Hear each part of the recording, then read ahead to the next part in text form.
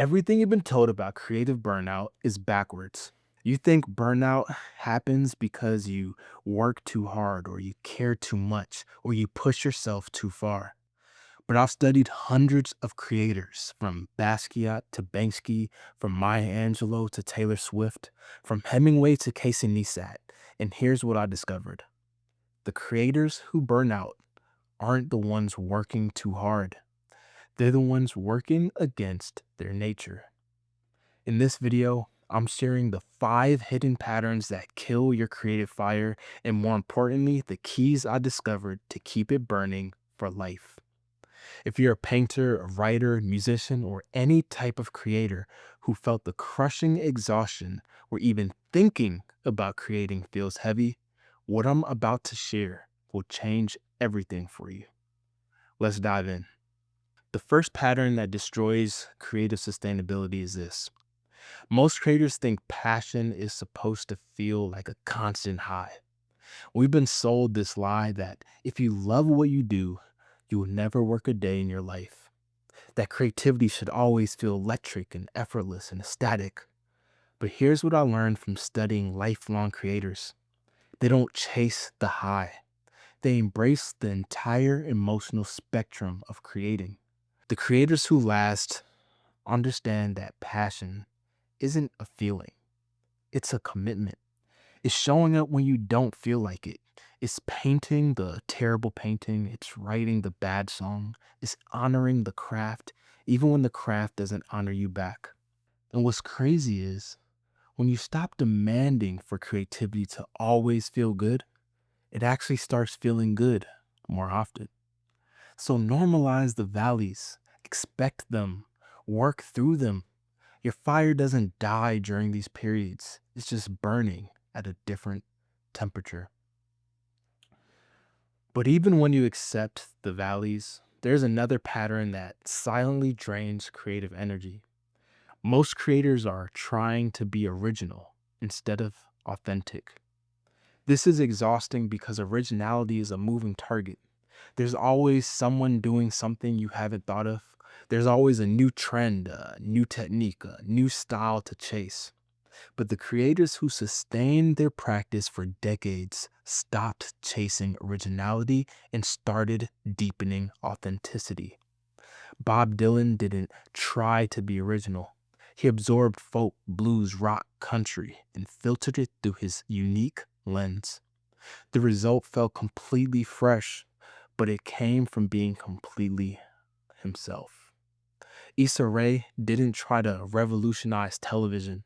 She just started making web series about her authentic experience as a Black woman navigating life. That authenticity became Insecure, one of the most viral shows of the decade. Here's what I want you to try. Instead of asking, has this been done before? Ask, does this feel true to me?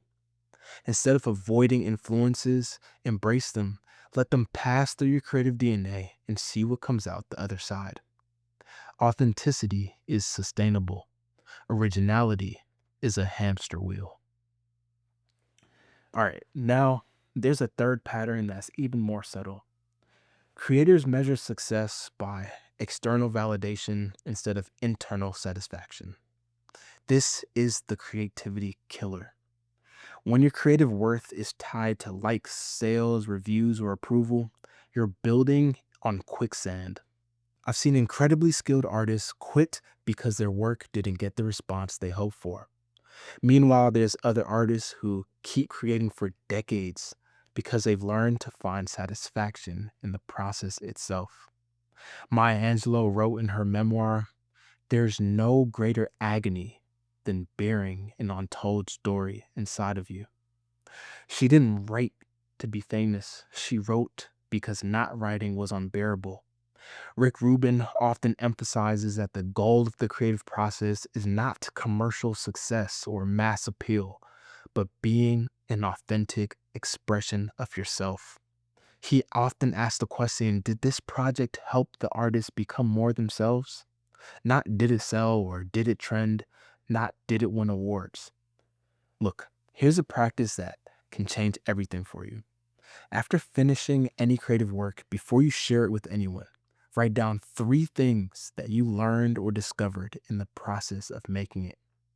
This trains your brain to find value in the act of creation, not just the reaction to creation. Your creative fire stays lit when it's fed by your own discoveries, not by other people's opinions. Real quick, I want to share 4 things that will unlock your creativity for life.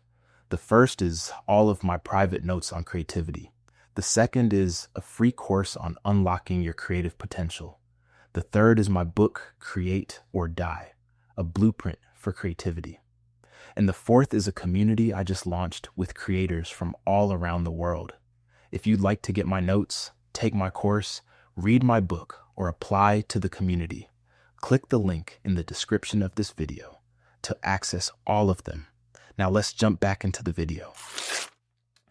But here's where most creators make the biggest mistake. They treat their creativity like it's a machine instead of a garden. Machines are supposed to produce constantly while gardens have seasons. Most burnout happens because we're trying to harvest year round.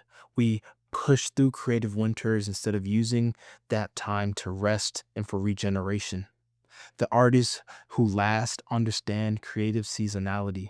Hemingway had his morning writing ritual, but he also had his fishing expeditions. Lin-Manuel Miranda wrote Hamilton obsessively, then took a year off to recharge before his next project. Even Mr. Beast, who creates content consistently and hates taking breaks, still builds in recovery periods. Your creative practice needs seasons of output and seasons of input, seasons of doing and seasons of being. Right now, identify which season you're in. Are you in a creating season or a restoring season? And honor that. Work with it, not against it. Because when you fight your natural rhythms, you don't create better work. You create exhausted work. And this brings me to the final and most important pattern. Most creators think they need to choose between their art and their life. This is the burnout trap. When creativity becomes your entire identity, when you sacrifice everything else for your art, you eventually run out of life to put into your work. Leonard Cohen was a poet, but he was also a lover, a meditator, a friend. His life informed his art, and his art informed his life. He once said, "Poetry is just the evidence of life. If your life is burning well, poetry is just the ash." Bruce Lee was an actor and a martial artist, but also philosopher. And his art was a direct reflection of his living philosophy on discipline, identity, and self-expression. I know our art thrives in isolation, but we need to balance our isolation with interaction, because creativity also exists in relationships, to people, to experiences, to the world around you. So live fully, live deeply, explore widely. Let your life be as rich as your art, because here's what I've learned. You cannot give what you don't have. If your life is empty, your art will be too. The creators who never burn out understood that creativity isn't about consuming yourself for your art. It's about being so full of life that your art naturally overflows. So here's my challenge to you. Stop treating your creativity like a sprint. Start treating it like a lifetime practice. So creator to creator, I'm asking you to embrace the full spectrum of the creative experience. Choose authenticity over originality. Find satisfaction in the process, not just the product.